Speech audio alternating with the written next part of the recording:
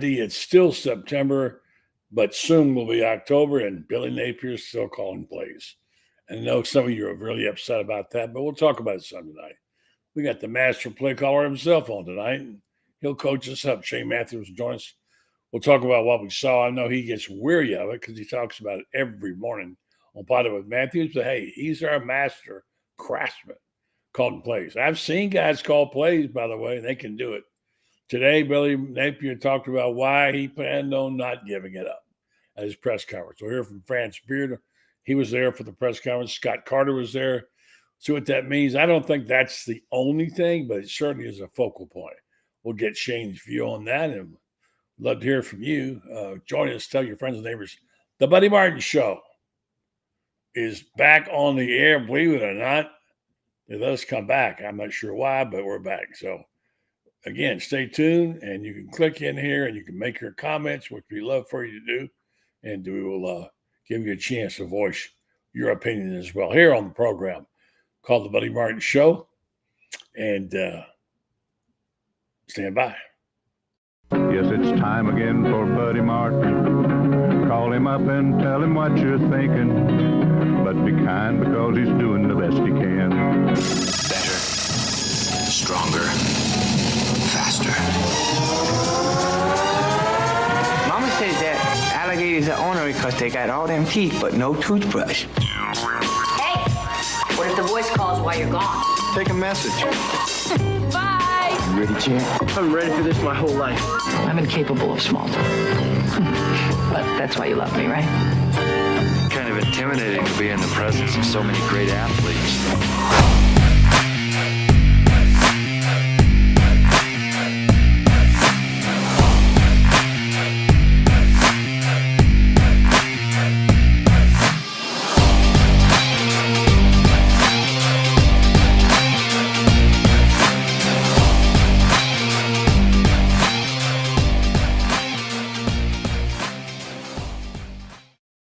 Hello, welcome to the Buddy Martin Show, and it's Mountain Law Monday. That means we're going to talk ball. Had an open date. Boy, did we see some good football games. And what an amazing but disappointing Ryder Cup. I know Shane talked about it on the show this morning, I'm sure.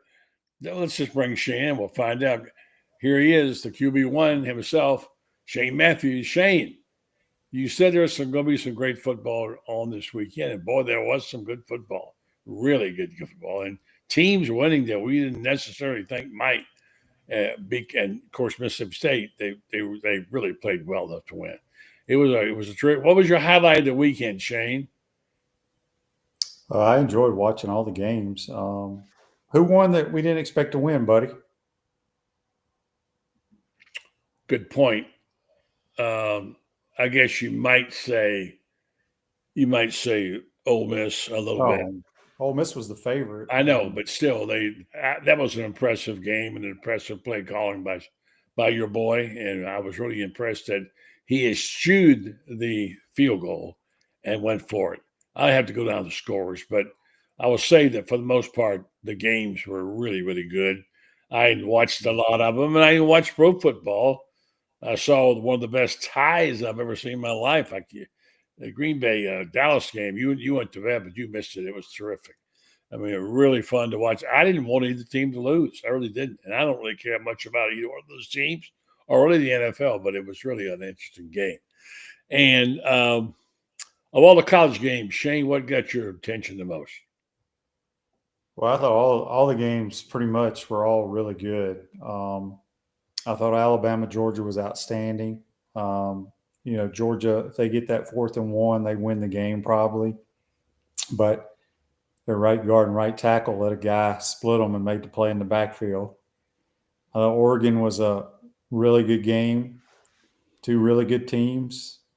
I thought Auburn, A&M were a good defensive battle.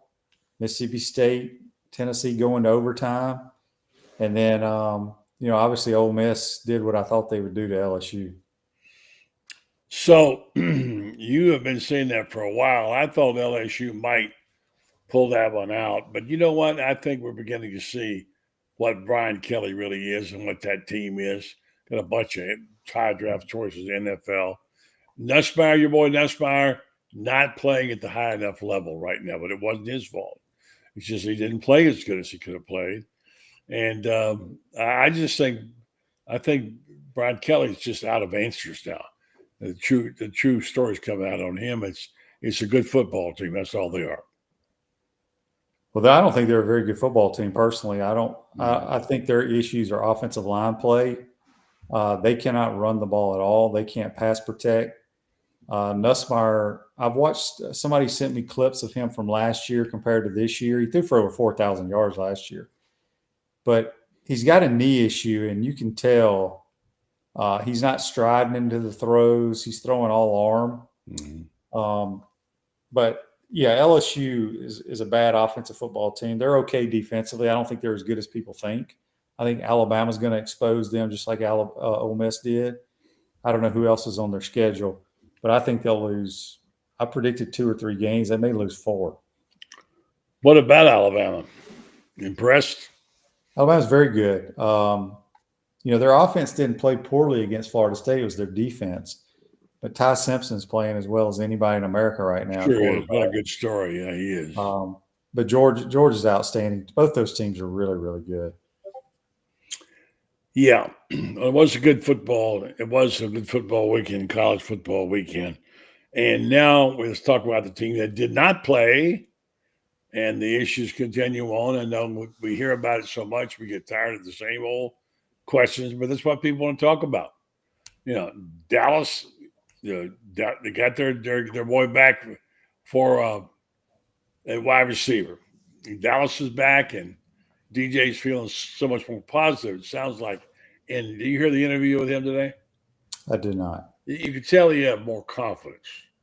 You could tell he had a little more presence. Anyway, so in the interview, he said he's beginning to get the rhythm. He said it's the first time he's played best on best. Last week was the first time he's done it. So, no wonder his timing was off. And you said all along it takes playing. You have to play, and you can't do it just by repping it and imaginarily doing it. Anyway, the fact is that I guess you could say Billy was optimistic, but what else choices he had, because he's not going to be there much longer, in my opinion. The question that comes here is, I believe in this theory that sometimes it's law, and I think maybe Florida is so far down that they have a shot to cover. Now they're getting some players back, and they will be a little more efficient on offense. Their defense is playing at a very high level right now. And let's face it, Arch is having his troubles. Now, I'm not going to talk myself into this because we're at a point right now where we're all about ready to throw the towel in on this thing and say, you know what, enough is enough. I'm not going to get burned again. And I think the whole thing, and you defended Billy a little bit on the play caller, and he is asked today about this. I forget who asked. It was a good question, and we'll talk to Franz about it in a minute. He's asking, what makes you think you can call plays? Here was his answer. Well, it's year 8 for me, and I think that's the way we've done it. And I think it helped us get here. That, my friend, is not a real answer, in my opinion. What do you think? And that's what he believes. I don't think there's anybody on this staff that can call plays, first of all. If that was the case, they wouldn't be calling. They would be hired somewhere else. Again, play calling is very questionable at times when plays don't work. But I also say plays need to be executed. And, people are giving Kirby Smart hell because he went for it on 4th down, saying it was a bad call. It wasn't a bad call. The damn right guard and right tackle didn't do their job. So, look, I've made my point, buddy, is I'm done talking about play calling. I'm done talking about this and that. It's a waste of energy. There's no reason for people to continue complaining. It is what it is. Accept it and see what happens. I mean, that's all you can do. Unfortunately, they look to you for answers because you're the guru. But the answers are that I can't call plays. Coach Spurrier is not going to call plays. Billy is the coach being paid a lot of money to call the plays. And he's going to go down that ship. I know. I mean, whatever. Yeah. Again, if he had hired an offensive coordinator in the offseason, we still may be in this same predicament. And you said he's not going to give it up, and you're right. No, I mean, that's majority of the coaches don't do that. There may be a small sample, a few guys that have done it in their career, and it may have worked and it may have not. You know, we talk about Hugh Freeze. He gave up play calling last year, went back to calling plays. Drinkwitz. Drinkwitz, he might be the only one that you can say it's worked out for. No, he stopped calling him. Again, no. There's no guarantee that if Billy had hired an offensive coordinator, and again, I don't know who that offensive coordinator would have been last year. No idea. We could still be sitting here bitching and complaining about it. No, I understand that. I'm just telling you what the news was today. That was his quote. Right. And I mean, it is what it is. I don't know why people keep worrying about it or complaining about it. Because they're frustrated. They're angry. Well, I totally get it. But there's no reason to even discuss it anymore. Well, when you're upset and angry and your team's not performing, you have to complain about something to somebody. This is how it is. I get tired of hearing it too, but this is the way fans are. I understand their frustration. By the way, how much difference, if all, will Dallas Wilson mean being back on the field? I have no idea, buddy. You know, we talked about it on my show today. You look at, let's use Ole Miss's receiver. I think we have a good receiving crew. I mean, we've got a lot of 5 stars. Ole Miss ain't got any, but they have great ball skills. They're extremely quick, get separation. So I don't know what Dallas Wilson's going to bring to the table. I mean, he's never played in a college game. Given that what we see and hear and what they're saying and what DJ says and Billy says, can we expect a better performance out of DJ? His quote today was, "I see the look in number 2's eye. That's important." Okay. Is that Didn't important? Didn't he say that before the Miami game too? I don't know. Oh, I thought he did. Ultimately, we're trying to do our best for him in terms of creating an environment where he can continue to get back to his rhythm. That's the most important thing. People think he talks and never says anything. That's what they say. So he's still trying to get over that terrible 5 interception night against LSU and 61 yards passing in Miami. And they're looking for something here. And maybe Dallas Wilson will be that spark. Sometimes you see a spark. You know, like we saw a spark last night in the Dallas in the Cowboys game. They blocked a extra point and turned it into a 2-point conversion. Until that time, they were doing nothing. And from that point on, they played lights out. Sometimes a play like that will actually inspire you. Now, DJ appears to be confident. And they asked him about the offense and where it was going. Did he like it? And he said he was confident. He said, it's going to pop soon. And when it pops, it's going to be hard to stop. I'll tell you that right now. You believe that? You think that's true? I mean, they got to go make plays. It's up to the players to go make the plays. Yeah, I mean, there's all kinds of rumors. I don't like to even delve into the rumors because it's so nasty about Billy not recruiting at all this past weekend. One website said he was in Georgia, hanging out. Look, I have no problem if he took a day off. I mean, and so, look, Spurrier used to go to the beach during the week, with Bobby Stoops before the Tennessee game. That famous scene where he said they're out there in the Gulf, in the Atlantic Ocean, and on a Friday before the Tennessee game, and they're floating. It was during the bye week, buddy, not before a game. Was it? Yeah, that was the bye week. Right, you're right. And he looked at him and said, "What do you think Tennessee coaches are doing today?" That was his famous quote. Anyway, I don't know. It's looking for something. Well, I'm pretty sure. I don't know all the recruiting rules, but Billy's not allowed to. Maybe he is allowed to go out on the road now. I don't know. I don't have any idea, but it's a bye week. I honestly, I don't know what good going to watch a kid play a quarter at a high school game is going to do in the first place, personally. Mm-hmm. But who knows? Yeah. So at some point we'll see what's what's going to be solid. Let's talk about some golf for a second. I know most people don't care about it. We do. And I'll tell you, it was such a disappointing Ryder Cup for the first 2 days. I mean, I turned it off a few times. And then I watched it the first 4 hours on Sunday, and it was just awful, hard to watch. And then all of a sudden, the drama started building. And it was amazing performance by the U.S. team in the final couple of hours. Did you see it? Yeah, I watched a lot of it. I mean, you got to tip your hat to the European team, buddy. No doubt about it. They were great. I mean, I don't know if we played really that bad if you go back and watch the first 2 days. I just think they played better than we did. And there was really nothing you could do. That's one thing about golf. You can't play defense, But it was a really good final day. I mean, it was a lot of drama in it. And I think the Ryder Cup, I mean, I know they've had that rule about if a match is canceled, each team gets I hate that rule. Well, I've never heard of the rule. That's the first time I ever heard of it. Neither had I. Because people say, well, why didn't somebody just drop out and say, I'm injured, I can't play? And get a half point, for the Americans. That just doesn't make any sense.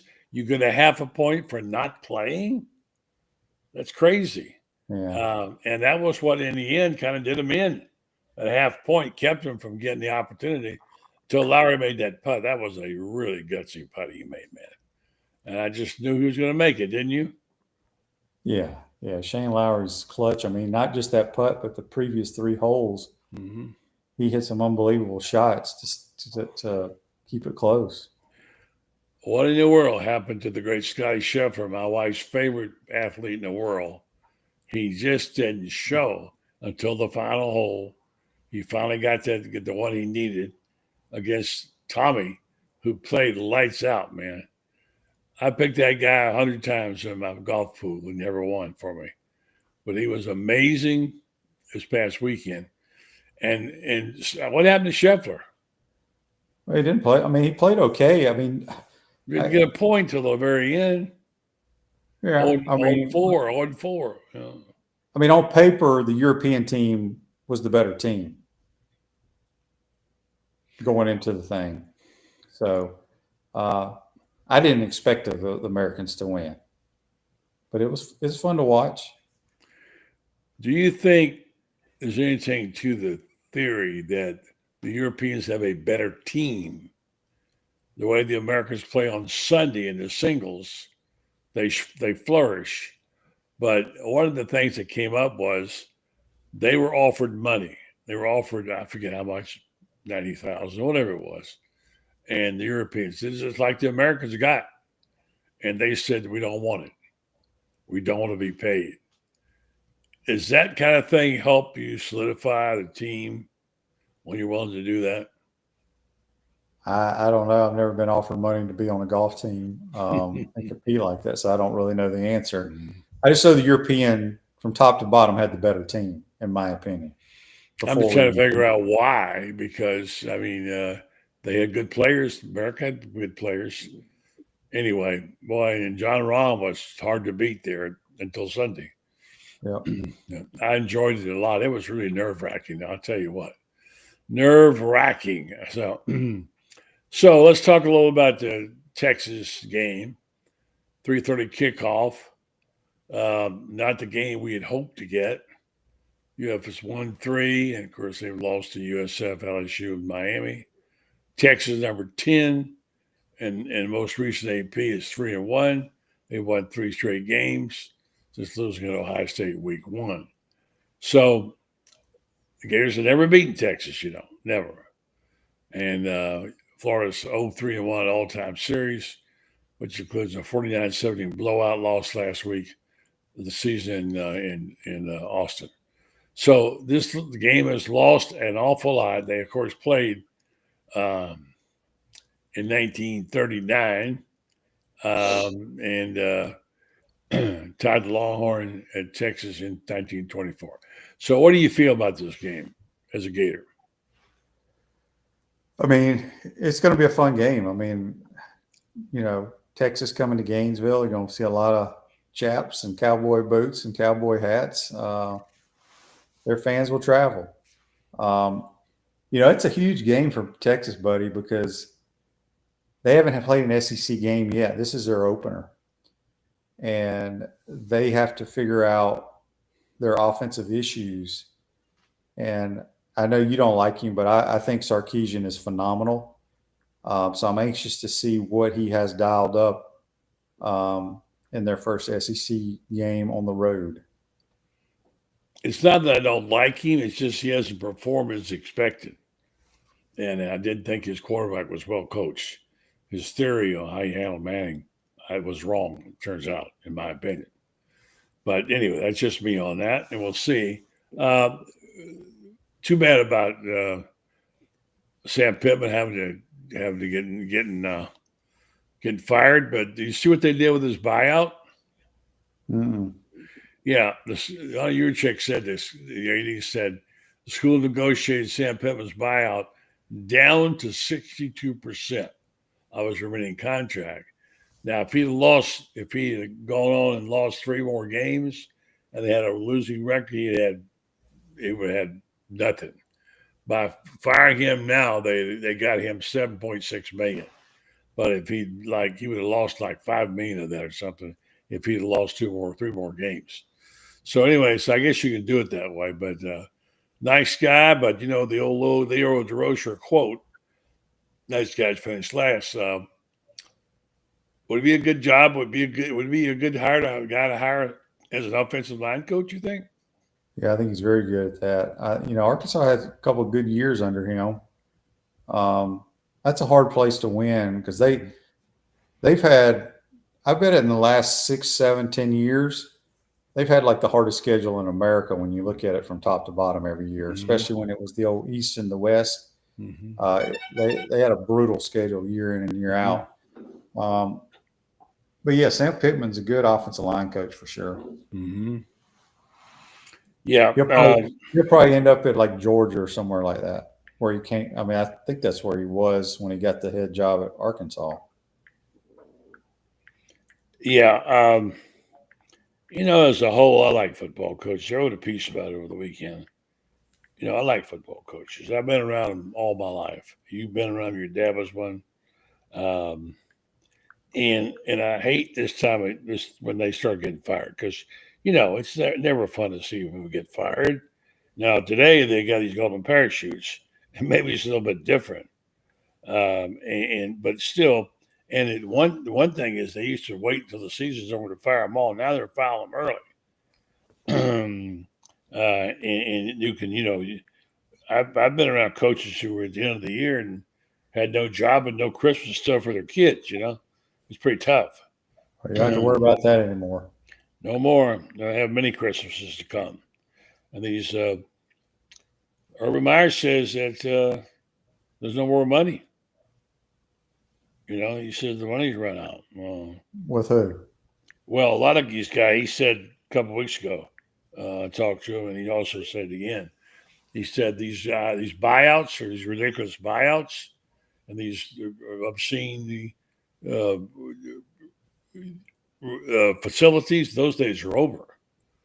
And they're not paying these big payouts anymore. So we'll see. But anyway, just to put in perspective, here are some records.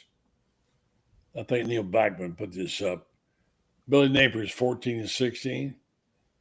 Mike Norvell is 18-12. Brent Key from Georgia Tech, 19-11. You think you might make a good candidate for Florida? No. Marcus Freeman's 24-6. I like him a lot. Lane Kevin's 24-6. Eli Drinkwitz, which is probably the guy that's going to wind up with the job, is 25-6, and Kirby is 26-4. And one of the things that you've been saying, when I said to you, I sure hate to see them start over again because it's so hard, and you kept saying, well, no, it's not that hard. Apparently, you're right. It can't be done because people are doing it, right? Oh, it can be. If you hire the right guy, you'll be relevant immediately. Okay, well, I'm going to find out who that right guy is right now because you know how I'm going to find out.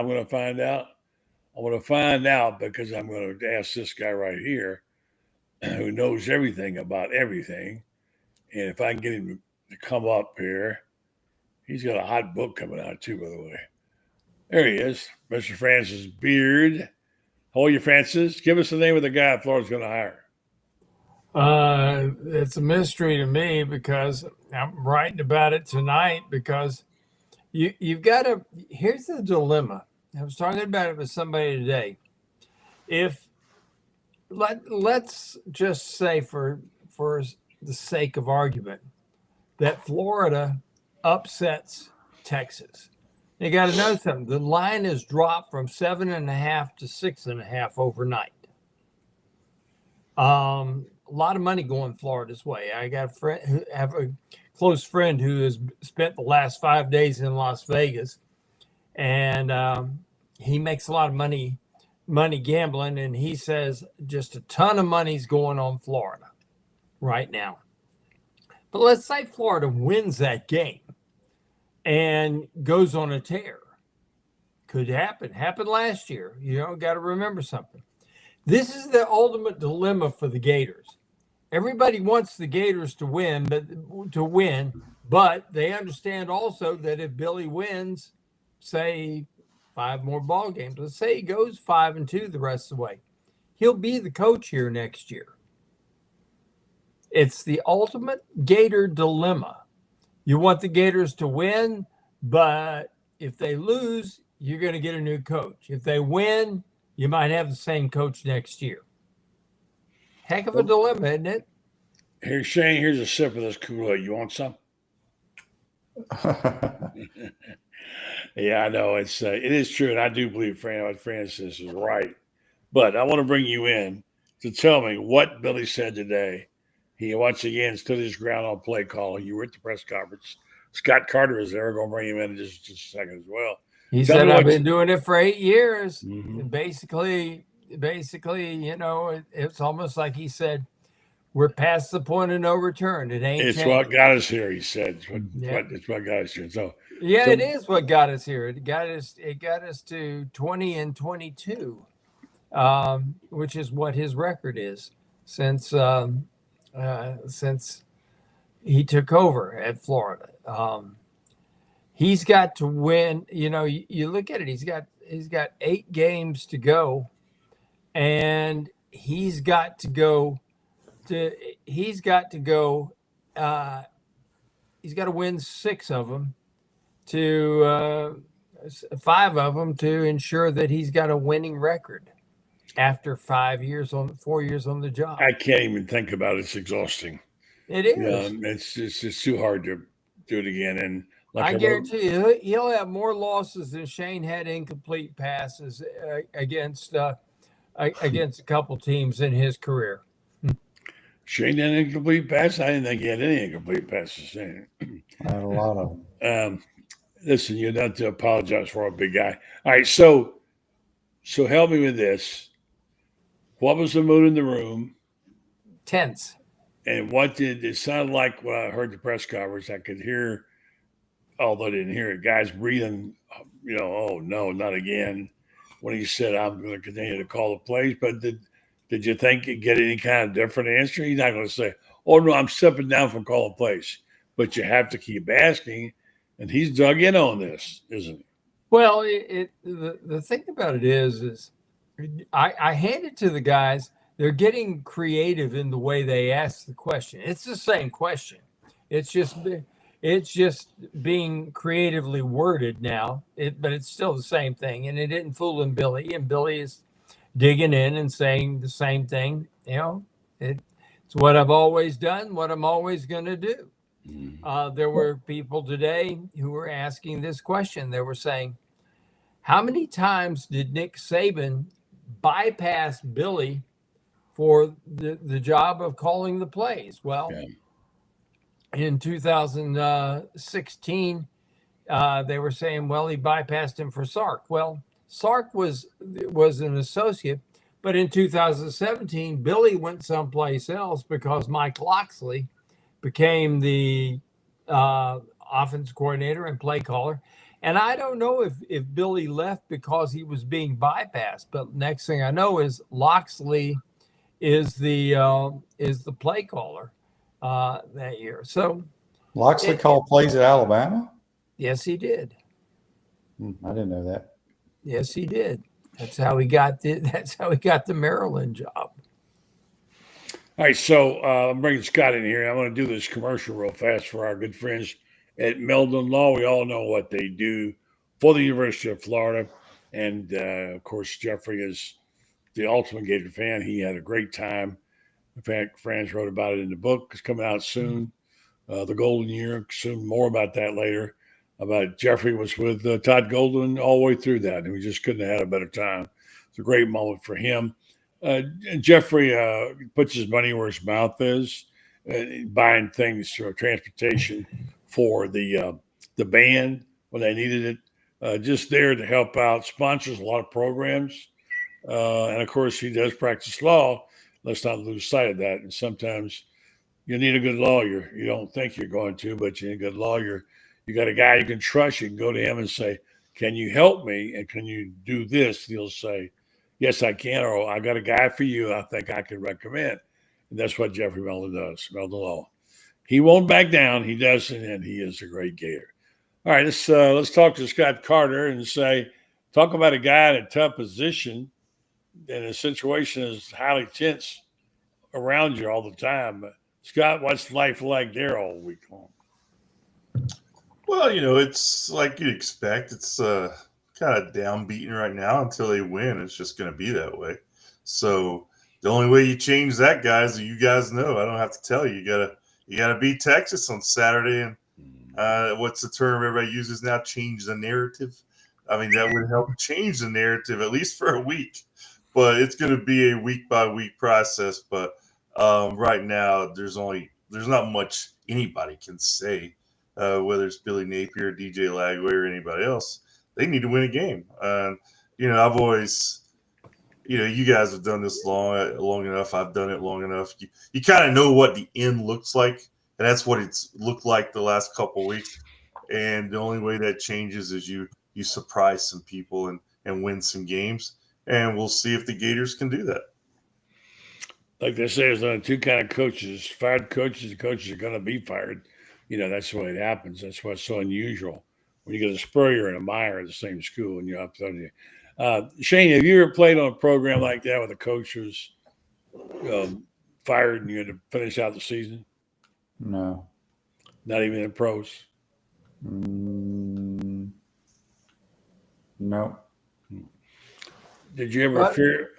Did you ever fear for your dad's job? No. You're a lucky man. It's an ugly Shane, thing. you were on the '89 Gators though when. Oh yeah, but I was thinking about transferring, so I didn't really care because I never even dressed out. Talk about a guy coming off the shelf. Wow, to become a hero. All right, so I'm going to say this, and I don't want people to mistake it for saying I think Billy should maintain his job. I hate this part of football. I don't, for the most part, coaches are good people. I don't know Billy, so I can't really say. Never spent 5 seconds talking to him. But I hate it that what their families have to go through with. Like I told Shane, I don't hate it as bad as I used to. Because back then, I remember guys getting fired off Ray Graves' staff at Christmas time and not having anything for Christmas. Now you don't have to worry about that. These big contracts and buyouts and such. They're protected. But it's just as a group, I think we'd agree that football coaches are a good lot, but we not? I think most of them are in it and would be coaching, even if they weren't college coaches, they'd be coaching somewhere. I think that's true of most of them. Good point. Scott? Yeah, I mean, in my career, the ones I've dealt with, I've been fortunate for the most part. I've had, a good opportunity to work with some coaches. I think probably Jim Leavitt was the oddest one that I've ever dealt with on a regular basis, former USF coach. And I always thought McElwain was quirky, but I kind of thought he would always. I was around him enough behind the scenes to know he had a pretty funny sense of humor, and if he was not at the microphone, he'd cut up and he'd be fun to drink a beer with. But for the most part, yeah, I mean, I think most guys, like Franz says, most of these guys, I mean, this is what they do, this is what they love. And you know, if it doesn't work out with Billy Napier here, he'll go on and coach somewhere else, and that's the way it works for all these guys. But yeah, I mean, as far as just normal guys who I've dealt with, Billy's probably the most normal, just down to earth, nice coach I've ever dealt with. By the way, I want you all to well weigh in on this and tell me what you think, and be honest. And because I'm not so sure it's easy to turn around. Shane has convinced me otherwise, that with all the money and the way you can go out and you can get in the portal and you can get coaches and you can get people in here, you can get it turned around in a portal a lot quicker. It's not a concern. I'm not so sure about that. But how hard is it going to be, especially if Billy doesn't make it? If he does make it, how hard is it going to get this program back on the tracks where Gator fans can be confident once again that their team is going to be winning and has a chance for championships? I'll start with you, Scott. Well, I mean, you can definitely do it quick, but it all comes down to money these days. I mean, it's not only going to cost you money in a coaching buyout and hiring a new coach and staff, it's going to cost you money in players. If you have the people who are willing to put up that money, yeah, you can do it pretty fast. You can get, I mean, we saw Florida State do it a couple of years ago with that heavy transfer class. So I know it can be done. I know that's not the way that Billy Napier has wanted to do it. I don't think it's the way that Scott Strickland wants to do it. They want to do it, use the transfer portal as kind of a supplement piece. But, you know, again, if your ticket sells, or if you're worried about ticket sales and just rebooting and get people excited again, if you're willing to spend the money, you can turn it around pretty quick. Shane? I think you can turn around immediately if you hire the right guy. Well, that's always number one. Yeah, you hire the right guy. It doesn't matter if that roster leaves and goes to the portal, because people are going to want to play for that guy if he's the right guy. Yep, no doubt about that. So who would that be? I mean, it's a simple. I know. Again, we're discussing if something were to happen, and again, you have to offer that guy the job to let him decide if he wants to take it or not. That's the first step. Do you buy into the theory that supposedly last year, Shane, that Manning and that Lane was going to be hired, and that Strickland stepped in and kiboshed it? Do you believe that? I don't know all that. I just know that That's my people tell me that if Lane hadn't been offered the job, he would have taken it. Okay. Now, I don't know about all that other nonsense, but look. I'm going to tell you what one of the money guys told me in just a minute, but go ahead, Shane. I think he's the perfect fit. I know some people like him, some people don't, but here's the bottom line. There's a lot of people that didn't like Coach Spurrier. There's a lot of people that didn't like Urban Meyer. The product on the field is all you need to see. It's a result-driven business. If you want to win football games and you want to be relevant immediately, all right, it's a no-brainer. All right, so I believe Shane, Franz, you wrote something about this and you quoted somebody saying no way the Lane's going to get hired, and I kind of believe that too. But what were your thoughts on that? I asked Scott Strickland before Billy Napier was hired. I said, "Are you going after Lane Kiffin?" Because I knew back in 2022, Lane was ready to take this job. He was he had just 3.85 at Ole Miss, and done it with wire and bubble gum, and then along comes the portal, and that changed everything. But he was ready to come right then. He would have been the right pick. I do believe that. I like Billy Napier. I mean, I like him. I think Scott will tell you, he is genuine, and when he asks you how's your family doing, it's not one of these things that that he's doing it because he wants to sound good. He's doing it because he really means it. He'll ask you about personal questions, how's your family, etc., and you know he means it. And you talk to the guy turned my life around. You love those things in him. But as Shane just pointed out, this is a results-driven business, and the results aren't there. So what are you going to do? You got to go get the guy. Yeah, you're breaking up, Franz. Yeah. Franz is breaking up there. He's having a little issue with his internet. We'll stand by a second. I'm going to go back to something I said a couple of times. You've all heard me say it. And after seeing the program, I'm even more convinced the person I saw looked to me like a man who was where he wanted to be. Looked like a man who found his niche in life. Looked like a man who knew that he didn't need, like he said, he didn't need a statue. You just think that's what he wanted. He didn't need a statue. And his statue is that family around that table with his ex-wife and his brother and all those people in that ESPN piece, which I thought was terrific, by the way. And it seemed like he's found something, I don't want to over dramatize, spiritual about this whole thing. Like he said, Lane needs Oxford more than Oxford needs Lane, which I thought was remarkable. So when you found, and again, I go back to the quote from a highly regarded former athletic director at the highest level, says what people don't understand is that a lot of these guys are not movable. They do not want to leave for a lot of reasons. They love their town, they love their family situation, they love their daughters in high school, whatever. So, I mean, I would agree. I'd love to see Lane come here in a heartbeat. But I have my doubts about that. And Shane says no. No. I agree with all that because Oxford, Mississippi is a great place to live.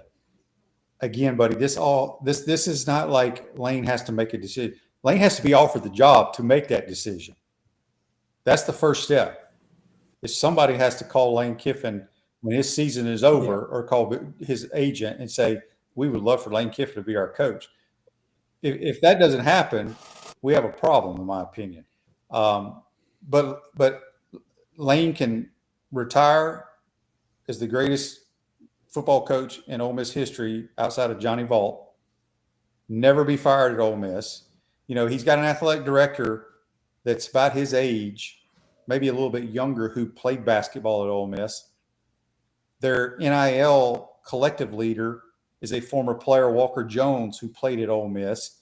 They all have it. They have it figured out there. There's no question about that. But he just has to decide if he's offered the job, which again, that's got to be the first step. Do I want a stress-free rest of my career here at Ole Miss, or do I want to go to the University of Florida if I'm offered that job and it's very stressful, right? That's got to be his decision, but none of this matters if we don't even offer the job if it comes available. That's just my two cents. Yeah, I hear what you're saying. A good point. I do want to say, though, he did make this statement already that he wasn't interested in the statue. Well, nobody's saying they're going to build a damn statue here or at Alabama or anywhere else. Well, but you get the idea. I know that, but I do know people close to him that he's had two jobs that he's always wanted. Mm-hmm. Florida or Alabama. It depends on when you offer it and whatever. Now, the thing was told to me by a person well connected to all the money people, the big money people, was that the money people were prepared to go out and make a generous offer, really beyond expectations, to the coach they want. give him a huge budget for NIL and a good operating budget, and they're willing to make they say they've got the money. Now, on the other hand, you hear Urban saying, well, those days are over. I don't know. What do you guys think? What do you think, Scott? Do you think that those days are over, or you think we'll see them return to the big money buys? You're saying in terms of buyouts, or well, this particular person who knows the money people at Florida, knows them all on a first name basis, and talks to them, said that that fan base, those people, those guys were ready to write a ridiculous check to the right coach, both for his services, even if it was for 2 years to get it fixed, and then to give them a huge number for NIL money and give them a great budget, and money would not be an issue. That's what I was told. Yeah. On the other hand, a guy like Urban, who said he talked to 2 associate athletic directors who said, them days are gone, man. No more of these fancy facilities, no more of this NIL money, etc. What do you think the reality is? I mean, I think the reality is if the money's there. I mean, I don't think that's the issue. The people who I know in the money field who pay a lot of the bills, those guys, they've shown over and over that they're willing to put their money where their heart is, and nothing I've heard has changed in that regard. It's unfortunate they've had to spend so much money and not get it right, but I think, to me, what needs to change, and this is more of a industry thing, is, I mean, it does come to a point where you kind of just lose respect for the whole system, man. I mean, it's like I saw with Todd Grantham, he gets fired after 4 games. He just signed a $4.2 million 3-year deal in December, and he gets the whole chunk. Yeah. And it's like, who are these people? I mean, I realize this is booster money, so it's fake money if you're Scott Strickland and you have to make this move. Now, the UA has a lot of reserves where they can dip into, but I know that's not something that they probably want to do consistently, and money comes from boosters and other areas. And as long as those people are willing to give you the money, man, it's going to be there. Now, if that dries up, we're talking a different story. But it is amazing to me, after being so close to it for so long, how it's fake money, man. Here's you want to hear weird? Yeah. If Arkansas had waited 3 games, because there's no way the Hogs are going to win the next 3 games, then Sam Pittman would have had a losing record since 2021. But it was built into his contract that if he got fired and he had a 500 or better record, he gets the 3 games. They cut the buyout by a full third. Yeah, we talked about that earlier. He got $7.6 million because he left with a winning record. That's true. But back to what Scott was just saying about the money being there and about Todd Grantham, Shane, that is despicable.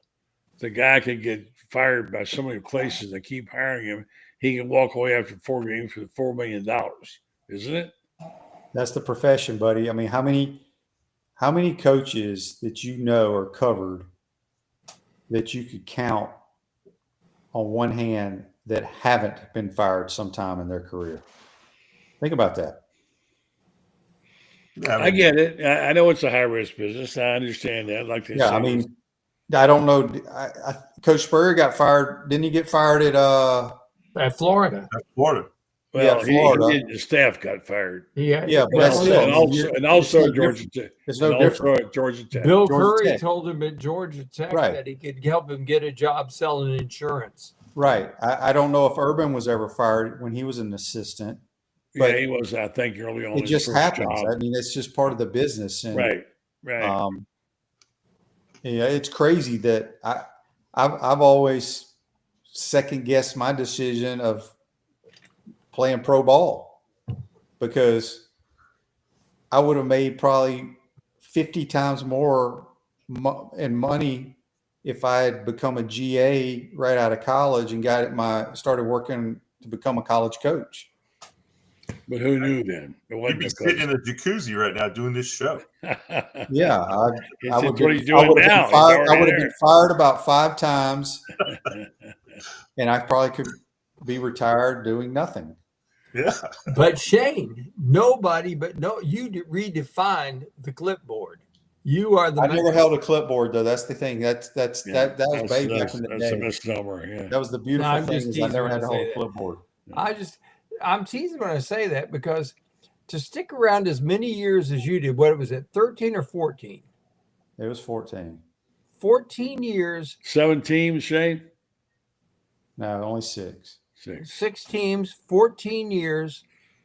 And you started, what, 2 or 3 of them? I think 3 years, wasn't it? I started, I think, 32 games. Okay.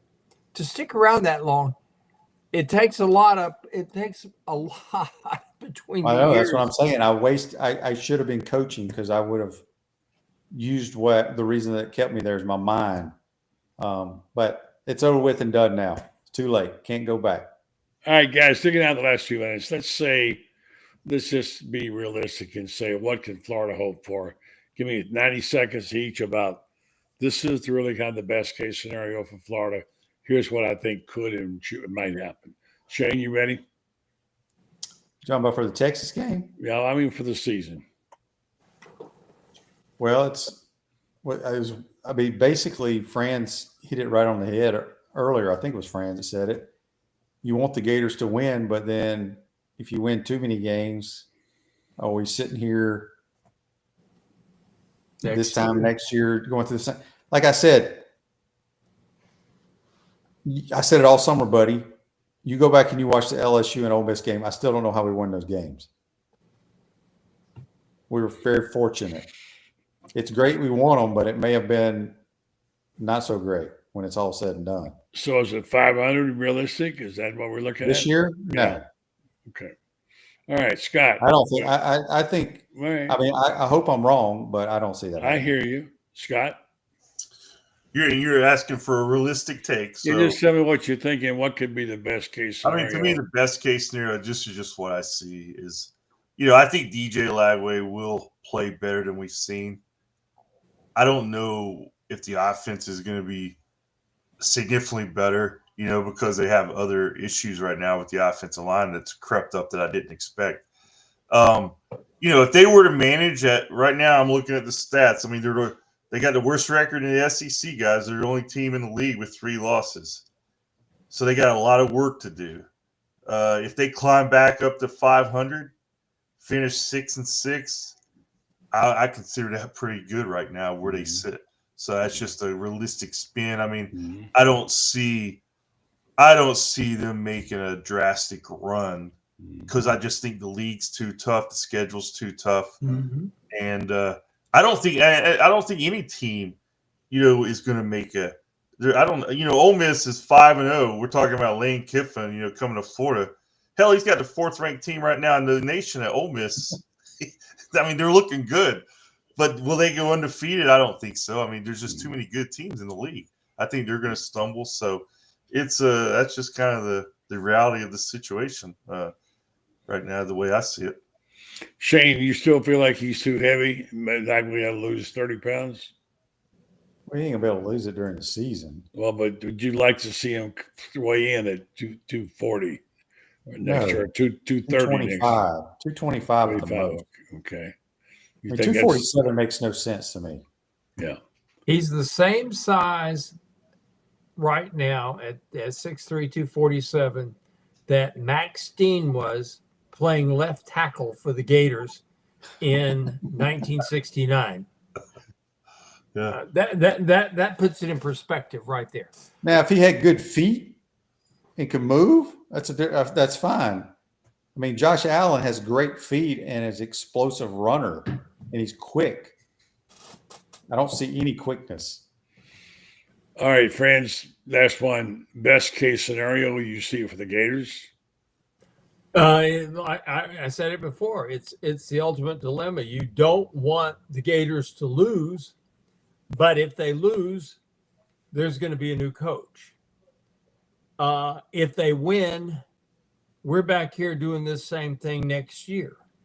I'm afraid, talking about the coaches on the hot seat for the 11th straight year,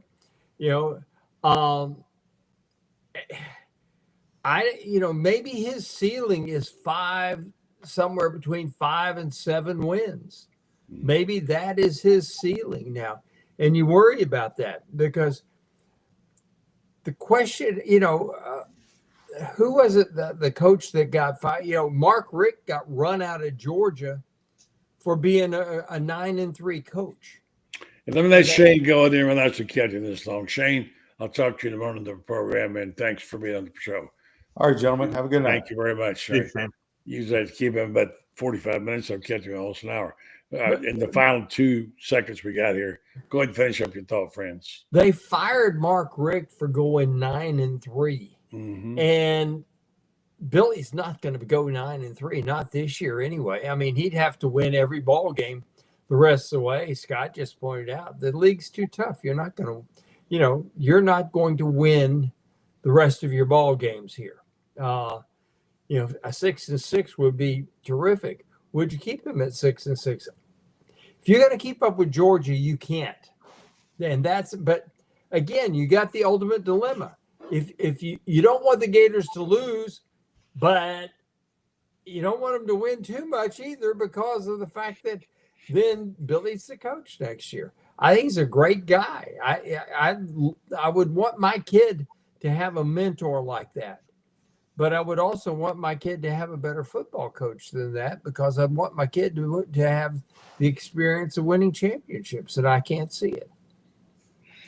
Well, it's a tough one to be in. One I didn't think any of us thought this would be this bad. I thought we might have a little bit of a struggle, but I don't know. I think you got a quarterback there who can still play and give him an opportunity. He can still compete. Now we'll see what Dallas coming back what is going to do with this team. I don't know. I'm with you. I think there's better out there, and it's a long season, and things do happen. And look, there's some good teams. You got 2 losses here now, too. Some good teams. You got 2 losses. So yeah. Florida not the only team to lose some games. It's just the way they've lost them. So we'll see if the QB can do it. All right, Scott. Thanks very much, man. Read him on FloridaGators.com. He's got great stuff going on. Got a new haircut, too, I believe, today. And, yeah, I got the buzz cut, fellas. Looks Thanks good. for having me on, and we'll see you guys soon, I'm sure. All right. Thank you, Scott. Appreciate it. Take care, Scott. I guess. Franz, can you give me a word on the book situation real quick before we go? Yeah, well, I think we got all the I's dotted and the T's crossed. I think, I think we've done everything we can do except printing. And, thank goodness this isn't the old days of linotype, which we remember. My gosh, somebody sitting there with typing it into lead and stacking that stuff in these basically these boxes and stuff. Thank goodness we're past that. So, but it's off to the printer and coming out soon. And hopefully, if you're watching, you'll buy one. Yeah, we'll have information on how to get those. I know that Carlson pulled a all-nighter last night, basically to 4 a.m., putting the pieces together, and Franz did a wonderful job of putting this book together. So let me say thank you to that, Franz. We'll catch you on the flip-flop. What you writing about tomorrow, real quick? The ultimate Gator dilemma. And it is. I hate to write, and it seems like I'm writing negatively the whole time. I got you. But this is a critical juncture. Yeah. Not just for Billy Napier. Yeah, we got to run. All right. Football. I hate to cut you off, but we got to run. Thank you, Franz. Looking forward to reading what you got. All right. All right, folks, let me tell you about Titan MRI Imaging. Now I have 3 locations to serve you, 2 in Gainesville, with Park Avenue location down in the Millennium Center, 1 in Lake City, serving all of Columbia County and Valdosta. Titan MRI Imaging offers the same great customer service. They accept insurance, or you can go through their convenient self-pay options. Titan MRI Imaging offers MRIs, CAT scans, X-rays, and ultrasounds. Easy scheduling with lots of options, including nights if you need to go at night. They can make that happen. The larger MRI machines are my favorite thing because for your patient comfort. No yards, no hands, hospitals, etc. Coming soon to Ocala. Titan MRI and Imaging. Check them out. Thanks to our guest tonight. Thanks to you for listening. Watching. Don't forget tomorrow night, Lauren Meadows will be here with the program. And appreciate you being here, folks. Have a good night.